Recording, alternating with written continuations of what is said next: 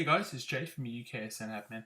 I got tagged in a YouTube video by one of the UKSN members, John Bland. He was responding to Bentley Bushcraft video about when you knew the outdoors would be a part of you. Now it goes into a little bit about people's backgrounds and where they come from, what's happened that makes you love the outdoors and these kind of elements that we all practice. So, in true kind of UKSN fashion, I'm going to do a video response to this. What I'm going to do is I'm then going to tag someone else for them to follow it on. They can then tag someone else, and the idea is, fingers crossed, we'll get to know a little bit more about kind of other members, kind of be it senior members, or maybe some new guys, or more of the admin team. So I'll tell you a little bit about me to start with, and then we'll go into kind of my experiences and why I ended up here and my hopes and dreams for the UKSN. Now, I was born and raised Worthing, West Sussex, right on the south coast, stone's throw from the beach. So I said I've always been kind of grown up on the south coast. Never really had the idea of venturing inland anyway. Prefer it down here. I've always been involved in scouting ever since I was a young kid. I was involved in scouting for about 13 years, right from kind of the earliest opportunity at Beavers right through to got to the point where we got venture unit at the end. It's always been a part of kind of my childhood. Be able to do those kind of activities, have as much fun as possible, get to know people, working within a team, as well as get the opportunity to do some amazing activities. I think at the moment there were a few years where the scouts were considered very kind of jaded and they didn't want to, people weren't very keen to go there because of the stigma that was attached to it. Whether you love him or hate him, Bear Grylls has really kind of brought scouting more back into the mainstream now. It's given a little bit of credibility to those kind of activities, more bushcraft, more survival training, adventure activities, kayaking, camping, abseiling, rock climbing, those kind of elements being more brought into the centerfold for it. It has been a very, very important part of my life, scouting. It gave me a lot of the skills that I use day to day now. Communication skills being one of my strengths, the ability to relate to other people as well and work well within a team. Those kind of things were really important. Obviously, also important is your family network. My family, I've got a very strong family right behind me.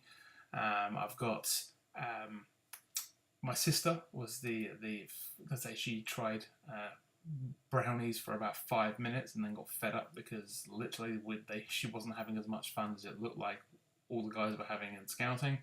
So she decided to become the first female scout in our entire area. So say rock on. She was there for a number of years, partaked in all of the activities, same as anyone else, and had a blast doing it, same as me. So we did so many activities as a scout, and because myself and my sister were there, it did bring kind of the whole family in. We got my parents involved, did lots of camping as children. We were very keen kayaking and doing whitewater kayaking, rafting, those kind of activities. We got very involved in kind of international scouting as well. We had groups come visit from Germany, from Australia, and it's really good to have that kind of bond with people because of the scouting from the other side of the world, essentially. These guys didn't think any differently to us. It was really good to try and keep those connections between everyone.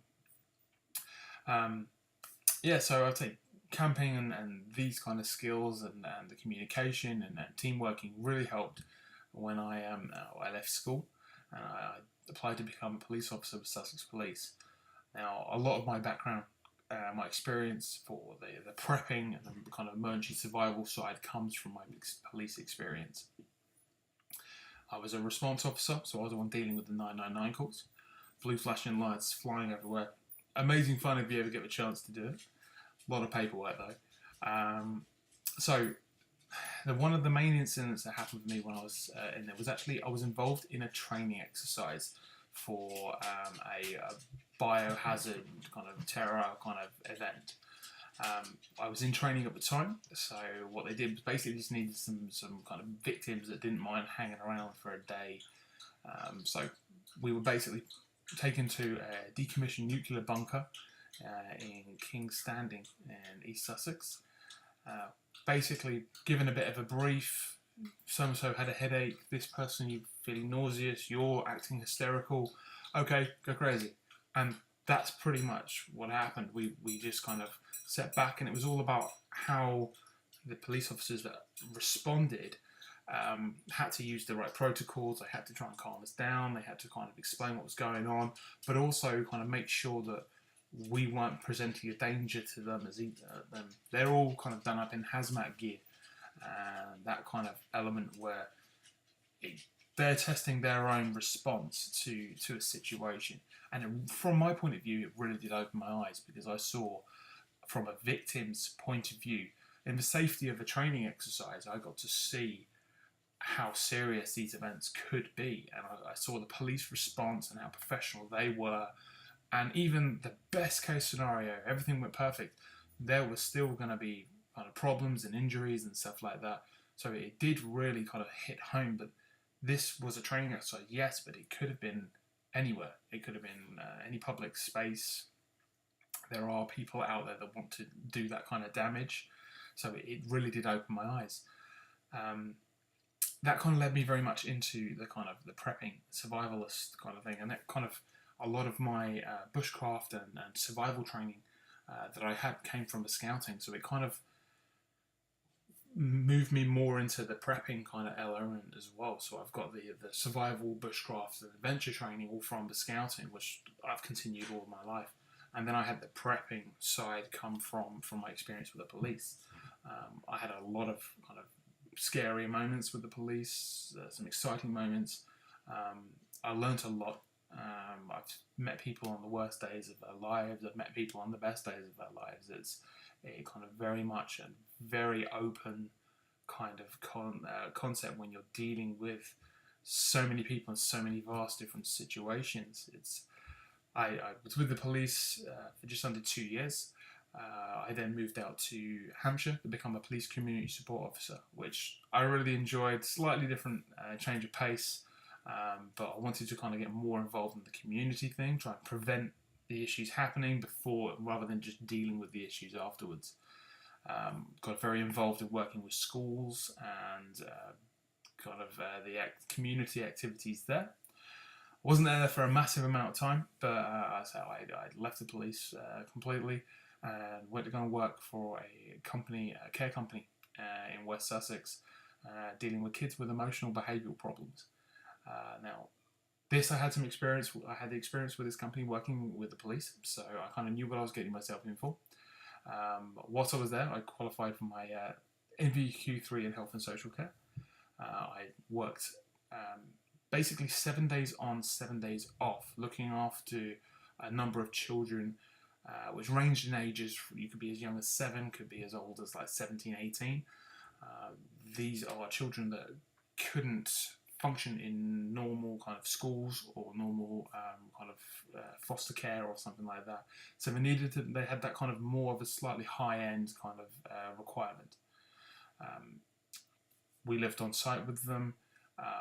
We had fun. We cooked meals. We watched movies. We're kind of running around doing activities as much as possible. And it was very much there that I kind of got back into. I had a little bit of a hiatus from kind of the outdoors training and that when I was a police officer. A lot of time. You didn't get a lot of time for yourself when you're doing that kind of role. But I got back into it very much when I was doing the care work. So we would grab a rucksack, pack lunch in there, a few survival bits, throw it over your shoulder. And because I was working in Hampshire, we had the entire New Forest National Park right on my doorstep. So we had like an amazing playground to go and play with. And we did everything. We did kind of full kind of survival training with kids. We built shelters. We were kind of teaching as much as I could, and really kind of they were allowing me to partake in things that I love doing, and I got to share those activities with the children. The children really did benefit from it.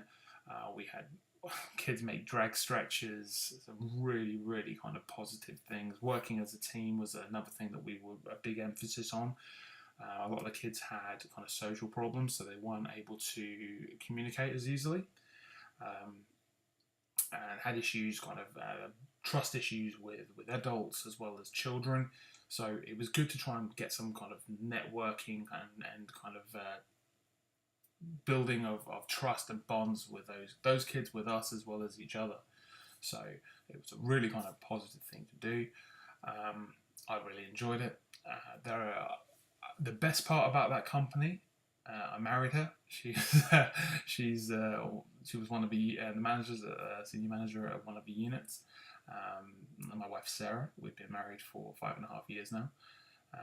We have an amazing life here together in Worthing. It's just after a little while, when you're doing that, when you're working 7 days on, 7 days off, eventually it gets a bit too much, and I decided to leave the care work. She still works for the company.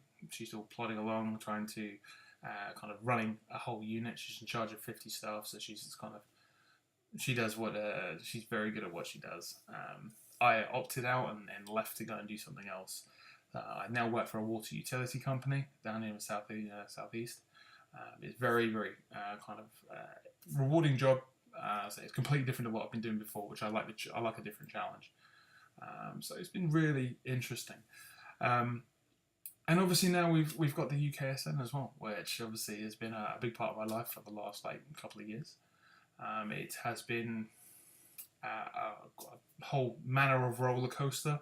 Had a bit of a bumpy start. For those of you that weren't aware, when we first set up the group, there was a completely different admin team.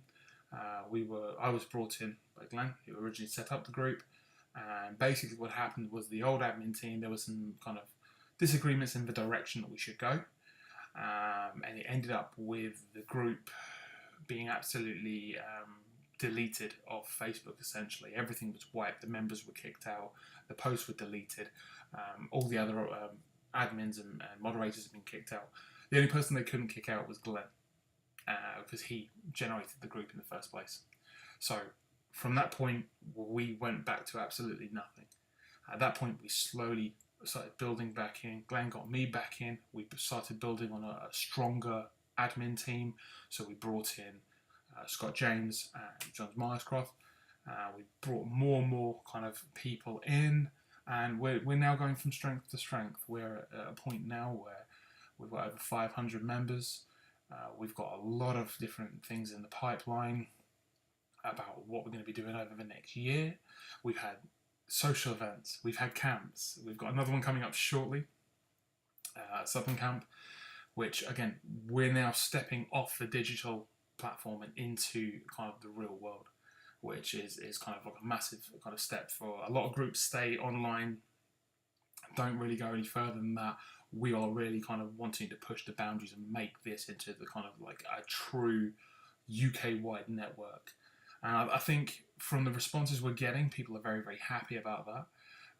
They're keen about what we're doing. It's all kind of effort that we're putting in. Say I want to thank all of the admins, Glyn, Scott, John. They put in a tremendous amount of effort. As a lot of it isn't always seen; it's behind the scenes a lot of the time. I also want to thank all the UKSN members, because we wouldn't be doing this if it wasn't for you guys.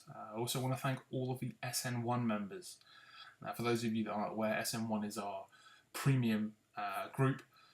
Basically, people are paying a yearly membership into that. They get some extra additional bonuses, higher rating of access, but the main thing is the money they pay comes into actually making the group better, which is kind of, for us, it's kind of, well, those funds are used to try and cover things like the kind of forum costs, website costs, and obviously gives us the opportunity to be able to develop this further. Admins and everything pay for a lot of the stuff out of their own pocket. we don't ask for anything back from the group or anything for that, but it's something that we want to invest in there. So we invest our time, we invest our money. We want to make it as big as possible, and I'm really pleased that we're the way we are right now. I'm looking forward to kind of where we're going to go as well, because we're not slowing down. We're going to keep ramping this up. Yeah, so this video response kind of explains a little bit where I'm from, what we're doing now. I've kind of done it as a bit of a UKSN one as well. So what I'm going to do is, in video stroll, John Bland's video, he tagged me, so I'm going to tag someone else. So I'm going to tag Glyn Smith. Basically, I know he's got the video equipment to be able to do this, and I know poor Scott doesn't like being videoed. So it's all over to you, Glyn. Tell us a little bit about yourself, your background, where you come from, and what your thoughts are about the UKSN and where we're going from here. Okay, guys. Well, enjoy the weekend. Have fun.